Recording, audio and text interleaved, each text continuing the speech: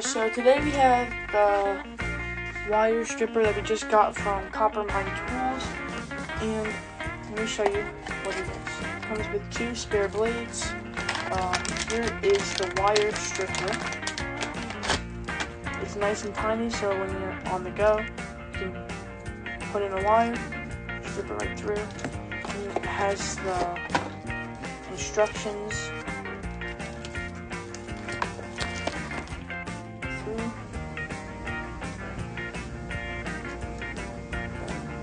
Enough where you can grab it, push down, and hold.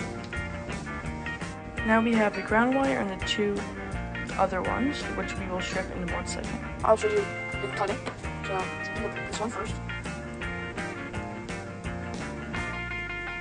So how we can go from grab, push down, pull through. Then just peel off. So we can just pull it off, just like that. So we have some 3 bare bite pieces.